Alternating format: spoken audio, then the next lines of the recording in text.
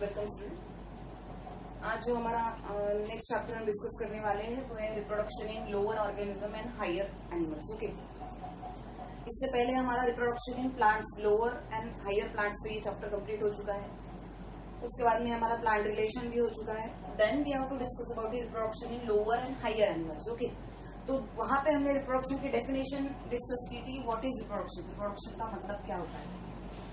Okay, आप लोगों को पता है कि प्लांट्स और एनिमल्स में there is two different organisms are there and these two different organism are with different method of reproduction. ये दोनों भी ऑर्गेनिज्म में जैसे प्लांट्स और एनिमल में डिफरेंट मेथड ऑफ रिप्रोडक्शन रहेगी। Okay, similar kind of reproduction वहां पे नहीं है।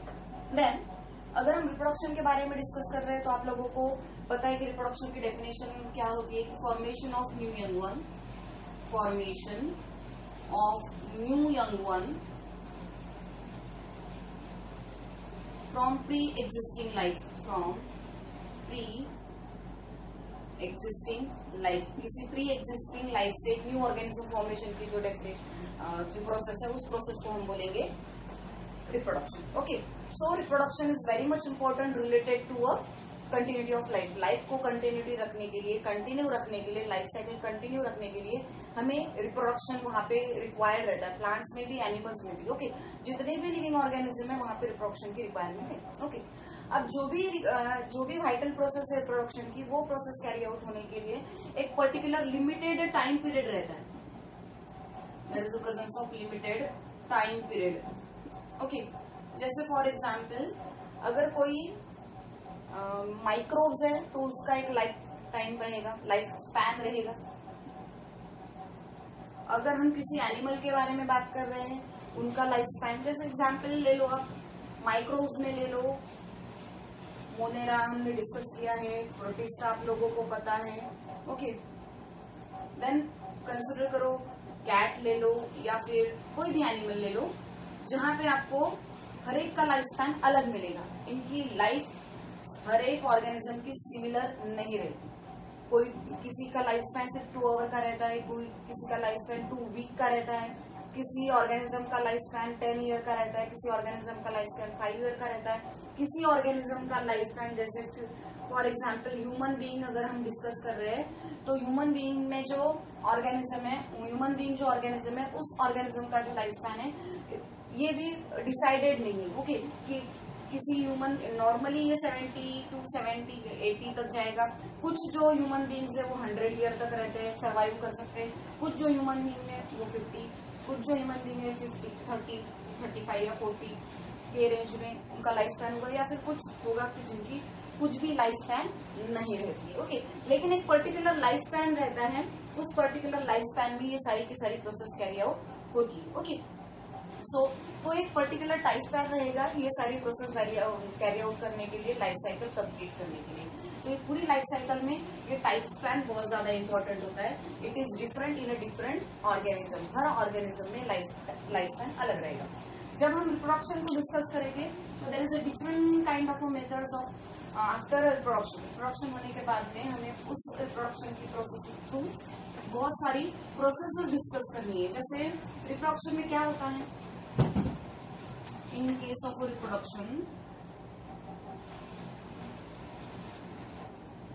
there is a gametogenesis is there, right? ना, there is a gametogenesis is there. gametogenesis की प्रोसेस होगी। ओके, gametogenesis, उसके बाद में फर्टिलाइजेशन है, उसके बाद में फर्टिलाइजेशन है। Then after that early embryology है, उसके बाद में पार्चुरेशन है, उसके बाद में रिप्रोडक्टिव हेल्थ है।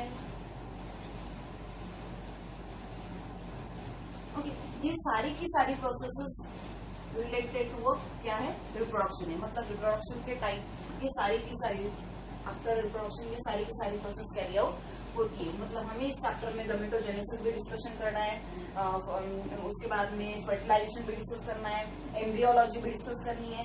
Along with that we have to discuss about the parturition and reproductive health. ये सारी चीजें हमें इस चैप्टर में डिस्कस करनी है। नाउ जब हम डिस्कशन में जाएंगे रिप्रोडक्शन के, तो वहां पे आप लोगों को पता है कि there is a 2 main kind of reproduction is there. वहां पे 2 मेन काइंड के रिप्रोडक्शन आपको प्रोवाइड किए हैं। 1 टाइप्स ऑफ रिप्रोडक्शन में क्या आएगा, टाइप्स ऑफ रिप्रोडक्शन। कौन से टाइप है रिप्रोडक्शन के? First one that is asexual reproduction, okay, and second one that is the sexual reproduction. Sexual reproduction and sexual reproduction in lower and higher animal. We have to discuss firstly in a lower organism.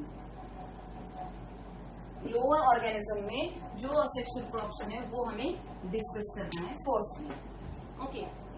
So what is asexual reproduction? किसे बोलेंगे हम asexual reproduction? आप लोगों को पता है it is uniparental process. Asexual reproduction क्या है? यूनिपैरेंटल। ध्यान में रखना है, हम लोअर ऑर्गेनिज्म में डिस्कस कर रहे हैं, यूनिसेल्युलर ऑर्गेनिज्म, लोअर ऑर्गेनिज्म में हम ये सारी प्रोसेस डिस्कस कर रहे हैं, ओके। असेक्सुअल रिप्रोडक्शन किसे बोलेंगे?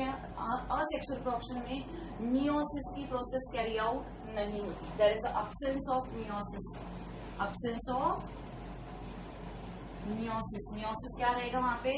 अब्सेंस रहेगा।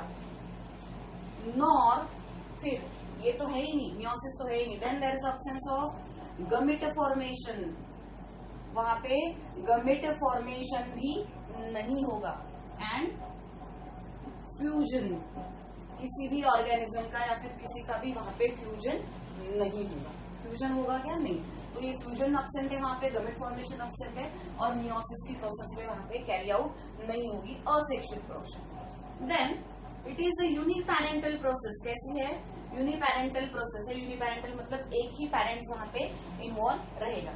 जो भी न्यू ऑर्गेनिज्म फॉर्मेशन होगी उस ऑर्गेनिज्म से, फॉर एग्जाम्पल अगर पेरेंट सेल है तो उस पेरेंट सेल से एक डॉटर सेल फॉर्मेशन होगी, डॉटर सेल फॉर्मेशन होगी। पेरेंट सेल से क्या होगा? डॉटर सेल फॉर्मेशन होगी, या फिर डॉटर ऑर्गेनिज्म फॉर्मेशन होगी, जो कैसी होगी? जेनेटिकली आइडेंटिकल होगी। दैट जेनेटिकली आइडेंटिकल सेल और organism is called as a clone. हमने एक डेफिनेशन डिस्कस की थी जेनेटिक बेसिस ऑफ इनहेरिटेंस के चैप्टर में कि organism produce by asexual reproduction. क्या डिस्कस किया था वहां पे? Organism produce by asexual reproduction, that is recalled as a, क्या होगा उसे? हम क्लोन बोलते हैं। और वो जो क्लोन रहता है वो genetically exactly similar to their parents, वो अपने पेरेंट्स के साथ में एग्जैक्टली सिमिलर रहता है, ओके। तो that is be called as a clone. तो इस क्लोन को आपको ध्यान में रखना है कि क्लोन किसे बोलेंगे, ओके। अलॉन्ग विद दैट अगर हम लोअर ऑर्गेनिज्म में ये सारी चीजें डिस्कस कर रहे हैं, तो लोअर ऑर्गेनिज्म में आपको जो भी क्राइटेरिया होगा असेक्सुअल रिप्रोडक्शन का, वो होगा फर्स्टली ज्यूम्यूल फॉर्मेशन। फर्स्ट प्रोसेस होगी वहां पे ज्यूम्यूल फॉर्मेशन, और सेकेंड आपको दी है बडिंग। सेकेंड क्या दी है आपको? बडिंग। फर्स्ट आपको ज्यूम्यूल फॉर्मेशन डिस्कस करना है, उसके बाद में बडिंग डिस्कस करना है, okay. It is, these are 2 methods related to asexual reproduction in lower organism. Lower organism में reproduction की 2 process. Okay. First we have discuss a gymmule formation, right? Gymmule formation. Diagram आपको यहाँ पे draw करके दी है board पे. Then जिम्यूल formation कहाँ पे होगी? ये सारी चीजें जिम्यूल फॉर्मेशन आपको कहाँ पे डिस्कस करना है? इट इज एग्जाम्पल आपको मेंशन किया आपके टेक्स्ट बुक में, स्पॉन्जिलिया,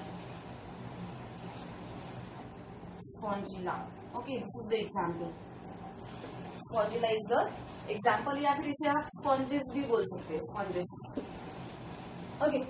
क्या होगा? एक फिर से आपने एक रिप्रोडक्शन का तरीका देखा है सेक्सुअल रिप्रोडक्शन में, बाइनरी फ्यूजन। ये भी बहुत इंपॉर्टेंट है। बाइनरी फ्यूजन हमने डिस्कस किया था प्लांट्स में या एनिमल्स में भी कैरी आउट होता है in case of microbes, okay. Microbes में हमने वहां पे यूग्लेना एग्जाम्पल देखा है, यूग्लेना, अमीबा और पैरामीशियम। ये एग्जाम्पल देखे थे हमने बाइनरी फिजन में। It is also asexual production in lower organism. ये भी एक तरीका है असेक्सुअल प्रोडक्शन का इन लोअर ऑर्गेनिज्म में। तो आपको एग्जाम्पल इंपॉर्टेंट है आपके लिए euglena, amoeba and paramecium. Okay, along with that second जो मेथड है वहां पे आपको जो आपके बुक में इस चैप्टर में दी है वो है जिम्यूल फॉर्मेशन। एग्जाम्पल है स्पॉन्जेस और स्पॉन्जिला। ओके, तो क्या होगा यहाँ पे, gemmule is a internal bud form by the sponges. ये क्या है, जिम्यूल क्या है, it is a internal bud which is form by the sponges. इसके अंदर फॉर्मेशन होती है, स्पॉन्जेस फॉर्म करता है इंटरनल बर्ड, उसे हम बोलेंगे जिम्यूल। उसे हम क्या बोलेंगे, जिम्यूल। ओके, डायग्राम आपको मेंशन की है। ओके, तो जिम्यूल एक्चुअली इट इज कहां से बनती है, it is produce from the mass of aggregation, mass और aggregation of dormant cell, aggregation of dormant cell. देखो डायग्राम देखो, यहाँ पे आपको जिम्यूल की डायग्राम निकाल के दी है। ये स्पॉन्जेस एग्जाम्पल में ये सारा प्रेजेंट रहता है। ओके, तो ये जो डॉर्मेंट सेल है, ये डॉर्मेंट सेल कौन से होते हैं, these are the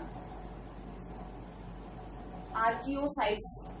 these cells are known as archaeocytes. Okay, ये डॉर्मेंट सेल है। ये कौन सा सेल है, डॉर्मेंट सेल है। तो ये सारी प्रोसेस कहाँ कैरी आउट होती है जिम्यूल फॉर्मेशन की, ये इंटरनल बर्ड है विच is form only in a sponges. कहाँ फॉर्म होता है, ये जो ऑर्गन है ये कहाँ प्रेजेंट रहेगा, सिर्फ स्पॉन्जेस में ऑर्गन प्रेजेंट रहेगा। जिम्यूल से हम बोलते हैं। इट इज फॉर्म, प्रोड्यूस कैसे बनती है, इट इज अ मास और एग्रीगेशन ऑफ डॉर्मेंट सेल। ये जो आर्कियोसाइट सेल है, इन आर्कियोसाइट्स का क्या होता है, एग्रीगेशन होता है, and that aggregation is called as a gemmule. उस एग्रीगेशन को हम बोलेंगे जिम्यूल, उस एग्रीगेशन को हम बोलेंगे जिम्यूल।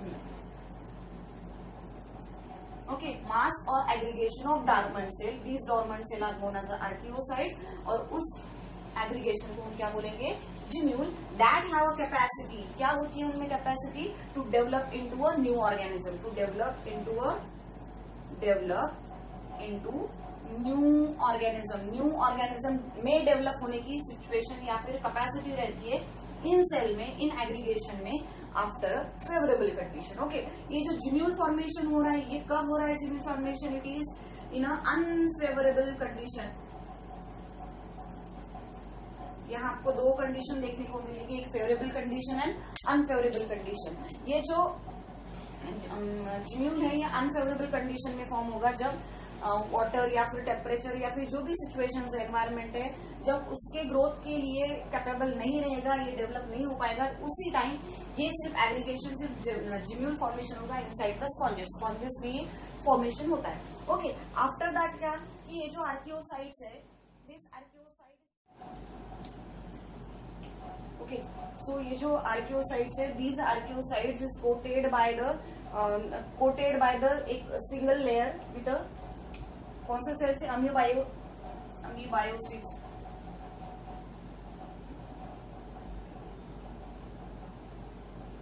Amoebocytes.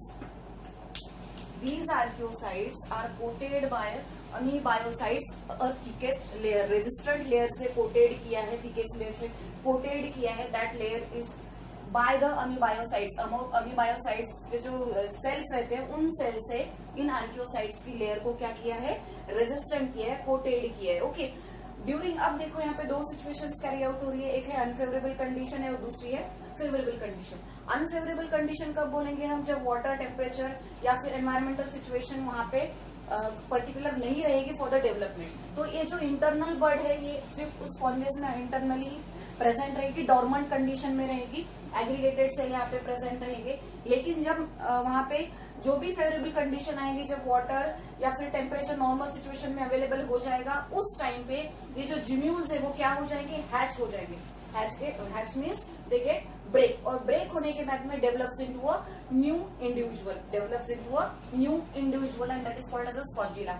उस डेवलप इंडिविजुअल को हम क्या बोलेंगे, स्पॉन्जिला बोलेंगे. Okay, so it is about the gemmule formation. तो जिम्यूल फॉर्मेशन में आपको बहुत ज्यादा इंपॉर्टेंट चीजें क्या ध्यान में रखनी है कि इंटरनल बर्ड है, किससे बनता है? It is a aggregation mass और aggregation of dormant cell like archaeocytes. Archaeocytes की जो डॉर्मेंट सेल है उससे एग्रीगेशन से एक मास बनता है जिसे हम जिम्यूल बोल रहे हैं।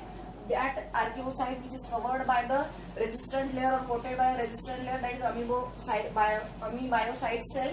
These ओके तो दो लेयर है यहाँ पे, एक आउटर लेयर है एक इनर लेयर है, आउटर लेयर और इनर लेयर। इन आउटर लेयर और इनर लेयर के बीच में जो सेल स्पाइसेस प्रेजेंट दिख रहे हैं आपको यहाँ के पिंक कलर के, तो that spicules are called as a monaxon spicules. कहाँ प्रेजेंट रहते हैं इनके? ये स्ट्रक्चर है इसका, ये दो लेयर के बीच में प्रेजेंट रहते हैं मोनैक्सॉन स्पिक्यूल। ये इंपॉर्टेंट है। Okay, monaxon spicules are present in between the outer and inner membrane of the gemmule. Gemmule के इनर एंड आउटर मेम्ब्रेन में प्रेजेंट रहते हैं।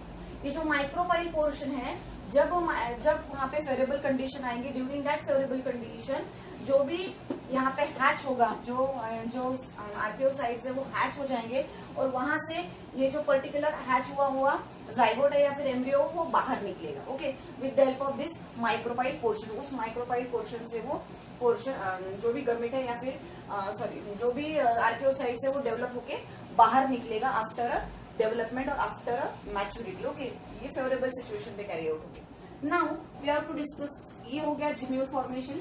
जिम्यूल के बाद में हमें डिस्कस करना है बडिंग। बडिंग जो है वो कहाँ आपको मिलेगा? एग्जाम्पल आपको दिए हैं। Next one we have to discuss about the budding. Okay, next one that is a budding. अगर हम बडिंग के बारे में डिस्कस कर रहे हैं तो आप लोगों को पता है, मैंने इससे पहले एग्जाम्पल दिया था कोलेंटेरेट्स। कोलेंटेरेट्स करके एक एग्जाम्पल बोला था और दूसरा था एंड कॉलोनियल एस्माइड्स। कॉलोनियल एस्माइड्स एंड कोलेंटेरेट्स आपको एक एग्जाम्पल बोला था, उसी के एग्जाम्पल्स है hydra and corals. Okay, hydra and corals आपको डिस्कस करने हैं बडिंग में। ओके, बडिंग हमने वहां पे भी प्लांट्स के बारे में जब रिप्रोडक्शन डिस्कस किया था वहां पे भी डिस्कस किया था। तो यहाँ पे हाइड्रा और कोरल्स एग्जाम्पल दिया है। तो एक्चुअली यहाँ पे होता क्या है कि एक प्लांट बॉडी रहती है, नॉर्मल प्लांट बॉडी रहती है। एग्जाम्पल आप लोगों को पता है। ओके, सो हाइड्रा, ये मैंने हाइड्रा ड्रॉ कर लिया है। This is one hydra. Then इस हाइड्रा में एक छोटी सी बर्ड फॉर्मेशन होती है, that is the formation of bird. Then again सब डेवलपमेंटल सिचुएशंस, ये है tentacles. Okay, these are the tentacles. Then ये बर्ड धीरे धीरे थोड़ी बड़ी होती जाती है। Okay, then again there is some developmental stages are there.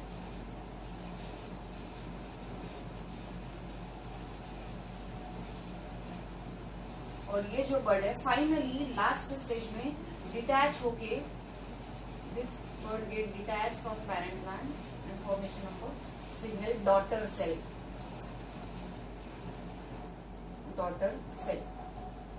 तो बडिंग में क्या हुआ यहाँ पे?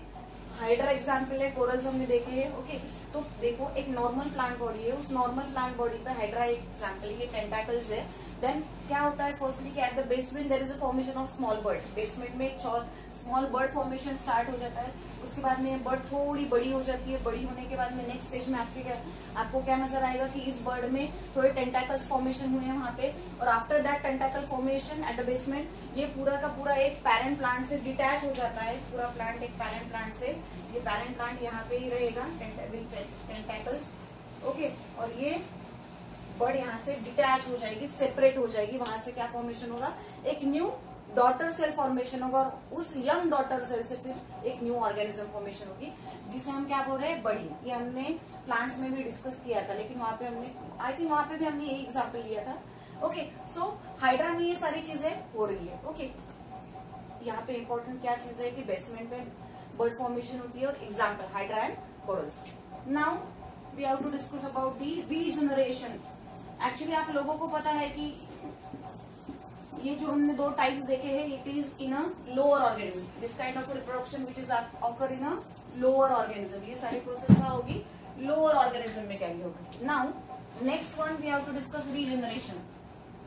रीजनरेशन आप लोगों को पता है कि जो लिविंग ऑर्गेनिज्म है, that living organism having a different kind of organism और living organism belonging to that whole era. Okay, इस ईरा में आप लिविंग ऑर्गेनिज्म को अगर आप डिस्कस करते हो तो उसमें बहुत सारे ऑर्गेनिज्म इंक्लूड होते हैं। उसमें यूनिसेलुलर ऑर्गेनिज्म भी आते हैं, there is unicellular organism and then again multicellular organism भी इंक्लूड होते हैं। Okay, there is a presence of unicellular organism and multicellular organism also. Okay, अगर यूनि और मल्टीसेलुलर दोनों टाइप के ऑर्गेनिज्म वहां पे प्रेजेंट है तो आपको पता है कि हर एक ऑर्गेनिज्म में having a capacity to repair, regrow and restore, repair, regrow and restore. अगर हम उस चीज को डिस्कस करें यूनिसेलुलर और मल्टीसेलुलर ऑर्गेनिज्म में, तो वहां पे एक particular kind of cell structure अंदर बना हुआ होता है। उस सेल स्ट्रक्चर में होता क्या है कि उस ऑर्गेनिज्म में खुद को रिपेयर करने की, रीग्रो करने की और रिस्टोर करने की कैपेसिटी इनमें प्रेजेंट रहती है। हमारे भी बॉडी के अंदर जो सेल है, अगर कोई माइनर इंजरी कॉज हो गई तो उस माइनर इंजरी को रिपेयर करने की कैपेसिटी हमारे सेल्स में प्रेजेंट रहती है। इससे पहले आई थिंक मैंने आपको बोला है कि इम्यूनिटी सिस्टम में ऐसे कुछ सेल है जो क्या करते हैं, हमारे बॉडी ऑर्गन्स के कुछ सेल को कुछ हद तक क्या कर सकते हैं, रिपेयर कर सकते हैं, रीग्रोज कर सकते हैं। तो ये it is not related to actually reproduction. Reproduction से थोड़ी डिफरेंशियल टर्मिनोलॉजी है, बट यहाँ से भी क्या हो रहा है कि एक ऑर्गेनिज्म फॉर्मेशन होगी। एग्जाम्पल जो लिया है यहाँ पे वो है प्लानारिया। प्लानारिया, ओके, प्लानारिया इज द एग्जाम्पल। अब यहाँ पे रीजनरेशन की प्रोसेस होती कैसी है, यहाँ पे फ्रेगमेंटेशन होता है। फ्रेगमेंटेशन मतलब टुकड़े होना, बॉडी के टुकड़े होना। फॉर एग्जाम्पल अगर मैंने ये प्लानारिया ड्रॉ कर लिया, दिस इज प्लानारिया, ओके, ये प्लानारिया है, ये ऊपर का पोर्शन है, this is one upper portion and this is one lower portion. ये अपर पोर्शन है और लोअर पोर्शन है।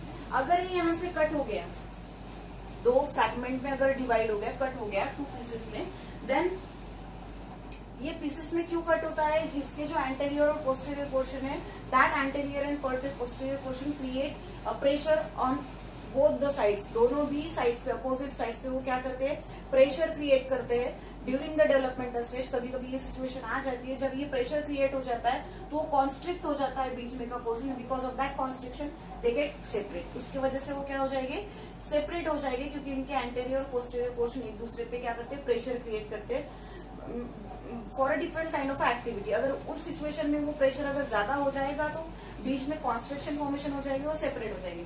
और because of that separation anterior posterior portion अलग हो जाएगा, और वो जो एंटेरियर पोस्टीरियर पोर्शन अलग हुआ है उससे क्या होगा, एक न्यू ऑर्गेनिज्म फॉर्मेशन होगी। देखो ये ऊपर का पोर्शन है, नीचे का पोर्शन है। अब ये जहां पे ऊपर का पोर्शन कट हुआ है उससे फिर से उस ऊपर वाले पोर्शन से एक नीचे वाला पोर्शन फॉर्मेशन हो जाएगा। मतलब यहाँ पे पूरा एक फिर से पूरा बॉडी तैयार हो। ये जो नीचे का पोर्शन कट हुआ था उस नीचे के पोर्शन से ऊपर का पोर्शन फॉर्मेशन हो जाएगा।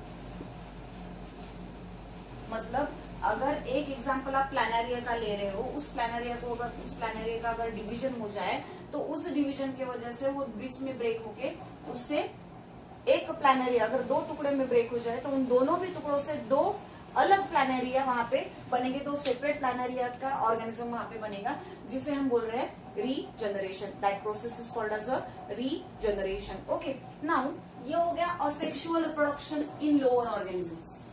अभी जो हमने डिस्कस किया है वो है asexual reproduction in lower organism. Lower organism में होने वाला asexual reproduction. Now we have to discuss about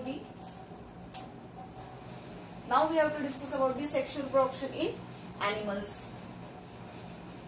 sexual reproduction in animals. Animals में सेक्सुअल रिप्रोडक्शन आप लोगों को पता है, it is again called as amphimixis. क्या बोलेंगे उसे हम, amphimixis. That process is called as amphimixis, जहां पे क्या होगा, there is a formation of offspring.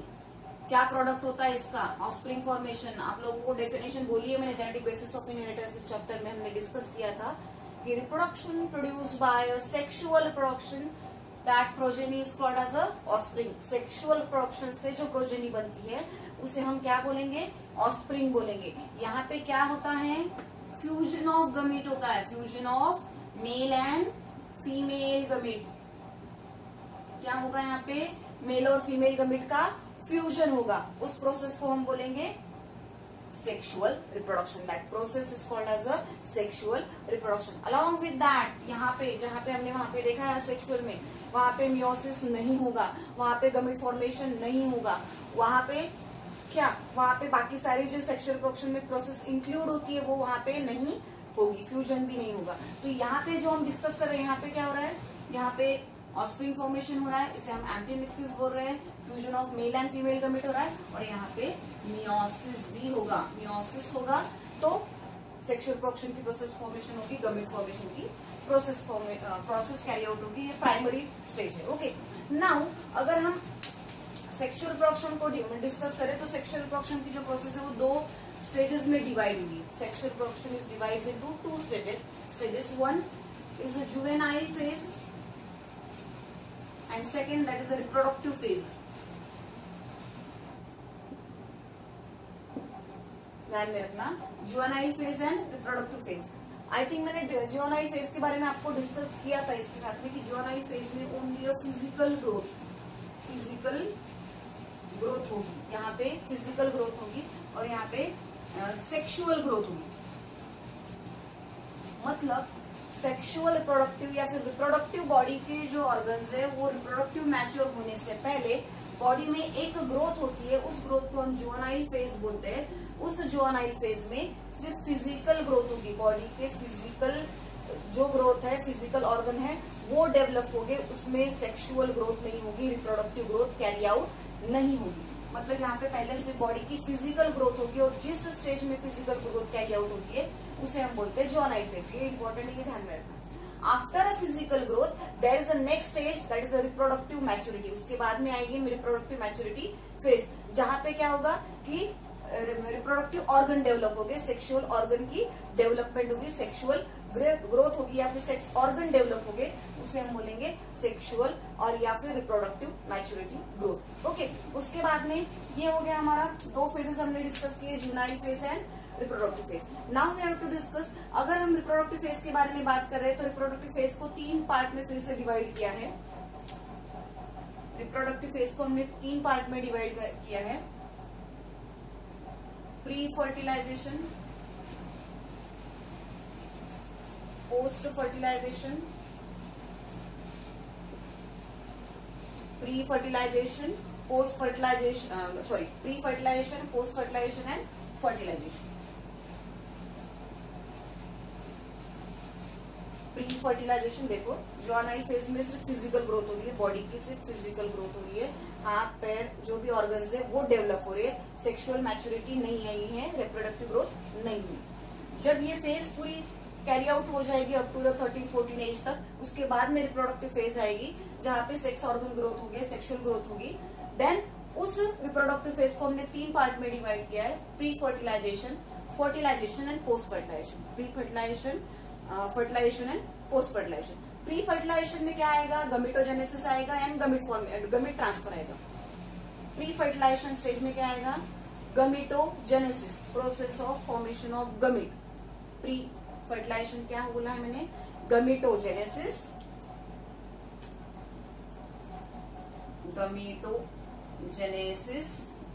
और gamete transfer. Okay, गमिटोजेनेसिस and gamete transfer. Fertilisation में क्या आएगा, fusion of male and female गमिट. Mail and female गमिट का क्या आएगा, फ्यूजन आएगा फर्टिलाइजेशन में. पोस्ट फर्टिलाइजेशन में क्या आएगा, formation of zygote and embryogenesis. That is the formation of zygote and embryogenesis. Okay, देखो 3 पार्ट में डिवाइड किया हमने रिप्रोडक्टिव फेज को, pre fertilisation, fertilisation, post fertilisation. Pre fertilisation में क्या आया, gametogenesis. There is a process of formation of gamete that is called as a gametogenesis. जहाँ पे गमिट फॉर्मेशन की प्रोसेस हो रही है उसे हम गमिटोजेनेसिस बोल रहे हैं. गमिट ट्रांसफर हो गए एक जगह से फीमेल. आपको पता है कि ये सारी प्रोसेस कहाँ होती है, inside the female organ. Female organ में फर्टिलाइजेशन की प्रोसेस होती है. तो जो मेल गमिट है वो शिफ्ट होगा टुवर्ड्स द फीमेल गमिट, तो जिसे हम बोल रहे हैं गमिट ट्रांसफर. ये कैरी आउट हुई inside the female sorry pre fertilisation में, उसके बाद में फर्टिलाइजेशन। अब मेल ऑर्गन एंटर करेगा फीमेल गमिट के पास और वहां पे fusion of male and female gamete होगा जिसे हम फर्टिलाइजेशन बोल रहे हैं। अब fusion of male and female gamete होने के बाद में तीसरी जो स्टेज है वो है पोस्ट फर्टिलाइजेशन। और पोस्ट फर्टिलाइजेशन में क्या होगा, fusion of male and female gamete होने के बाद में वहां पे जाइगोट फॉर्मेशन होगा और एम्ब्रियोजेनेसिस होगी। आप लोगों को पता है कि what is zygote, it is a product of fusion of male and female गमिट। Mail and female गमिट जब फ्यूज होते हैं तो उसका जो प्रोडक्ट होता है वो है zygote. It is the first cell of new life. Zygote को हम first cell of new life भी बोलते हैं। ओके, देन जाइगोट फॉर्मेशन हुआ और जाइगोट बनना ही काफी है क्या, नहीं, जाइगोट का डेवलपमेंट भी इंपॉर्टेंट है जिसे हम एम्ब्रियोजेनेसिस बोलते हैं। Process of formation of embryo, process of formation of embryo, that is called as embryogenesis. अब ये जो एनिमल्स है, सेक्सुअली रिप्रोड्यूसिंग जो एनिमल्स है, इन एनिमल्स में ब्रीडिंग का तरीका अलग होता है। फॉर एग्जाम्पल अगर आपकी बुक में दिया है गोट, शीप और donkey, goat, sheep and donkey, they are seasonal breeders. वो क्या है, सीजनल ब्रीडर्स है। और along with that human and ape, human and ape, human and ape क्या है, they are continuous breeder, continuous breeder. Okay, दो part में हमने डिवाइड किया है ब्रीडर्स को भी। एक है सीजनल, मतलब सीजन के हिसाब से ब्रीडिंग की प्रोसेस यहाँ पे होगी। फॉर एग्जाम्पल गोट है, शीप है या फिर डोंकी है। उसके अलॉन्ग विद दैट ह्यूमन और एप, ये जो एनिमल्स है यहाँ पे कंटिन्यूस, मतलब they can breed through out the year, पूरे ईयर में यहाँ पे रिप्रोडक्शन की प्रोसेस कैरी आउट होती है। So it is they are known as a continuous breeder. उसके बाद में जो हम डिस्कस करेंगे वो होगा human reproduction. Okay, thank you.